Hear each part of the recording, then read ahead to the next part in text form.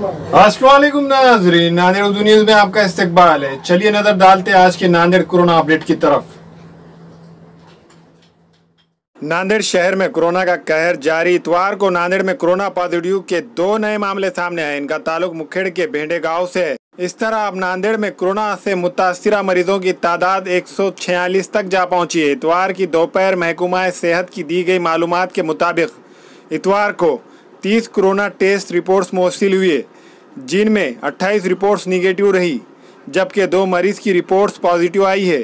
इन दोनों मरीजों का ताल्लुक मुखेड़ के भेंडे गांव से है, जिनकी उम्रें 27 और 32 साल है। इत्तलात है कि ये दोनों मरीज मुंबई से आए थे। इतवार की दोपहर तक नांदेड़ जिले में कोरोना मुतासरीन की तादाद 146 हो गई है।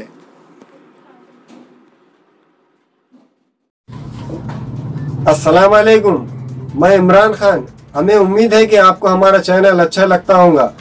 लेटेस्ट न्यूज़ के लिए देखते रहिए नांदेड़ उर्दू न्यूज़, और न्यूज़ के पसंद आने पर लाइक, शेयर और सब्सक्राइब करना ना भूलें।